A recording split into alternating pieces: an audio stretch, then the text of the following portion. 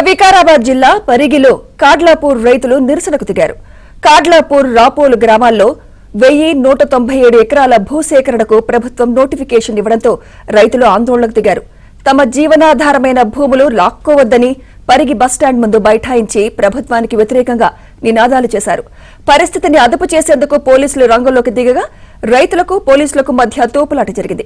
ఈ క్రమంలో నిరసన చేసుకోనివ్వాలంటూ రైతు ఎస్ఐ కాళ్లు పట్టుకోవడం కలిచివేసింది.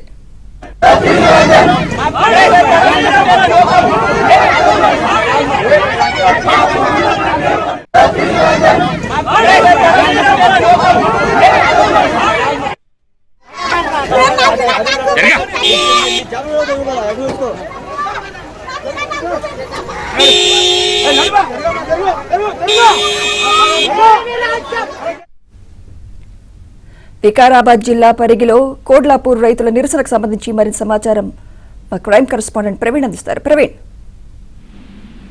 వికారాబాద్ జిల్లా పరిగి మండలంలో గ్రామస్తులు నిరసన వ్యక్తం చేస్తున్నారు. ముఖ్యంగా ఇండస్ట్రియల్ కారిడార్ కోసం తమ భూములను తీసుకోవద్దంటూ కూడా ప్రభుత్వానికి వ్యతిరేకంగా నినాదాలు చేస్తున్నారు. ఇప్పటికే దాదాపు 1197 ఎకరాల భూసేకరణ కోసం రాష్ట్ర ప్రభుత్వం నోటిఫికేషన్ జారీ చేసింది.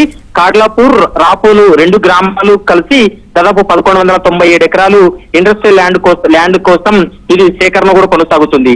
దీంట్లో 260 ఎకరాల పట్టా భూములు కాగా 937 ఎకరాలు లావణ్య పట్టా భూముల సేకరణ కోసం నోటిఫికేషన్ ఇవ్వడంతో దానికి వ్యతిరేకంగా రైతులు కూడా ఆందోళన చేస్తున్నటువంటి పరిస్థితి ఉంది. నిరసన చేస్తున్నటువంటి అక్కడ రైతుల్ని పోలీసులు అడ్డుకోవడంతో ఒక రైతు వెళ్లి ఎస్ఐ కాళ్ళు పట్టుకొని తమ యొక్క నిరసన తెలిపేందుకు అనుమతి ఇవ్వాలి, మా భూములని రాష్ట్ర ప్రభుత్వం స్వాధీనం చేసుకోకుండా కాపాడాలంటూ కూడా వాళ్ళు ఆందోళన చేసినటువంటి పరిస్థితి ఉంది. దీంతో పరిగి బస్టాండ్ ముందు బైఠాయించి ప్రభుత్వానికి వ్యతిరేకంగా నినాదాలు చేశారు. రైతుల నిరసనతో బీజాపూర్ హైవేపై భారీగా వాహనాలు నిలిచిపోయి దాదాపు గంటన్నరకు పైగా ఈ నిరసన తెలియజేయడంతో వాహనాలు భారీగా నిలిచిపోవడంతో పోలీసులు రైతులను అక్కడి నుండి చెదరగొట్టేటువంటి ప్రయత్నం చేస్తున్నారు. ఎందుకంటే భారీగా ట్రాఫిక్ జామ్ అయింది కాబట్టి నిరసన అనేది మరొక ప్రాంతంలో జరపాలి.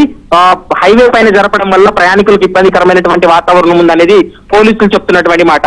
కానీ అక్కడ ఉన్నటువంటి రైతులు మాత్రం తమ యొక్క భూములను లాక్కోవద్దు, తమ భూముల్ని ప్రభుత్వం హ్యాండ్ ఓవర్ చేసుకోవాలి, మా యొక్క విన్నతులను పరిశీలించాలంటూ కూడా వాళ్ళు డిమాండ్ చేస్తున్నటువంటి పరిస్థితి కనపడుతుంది. Right, thank you Praveen.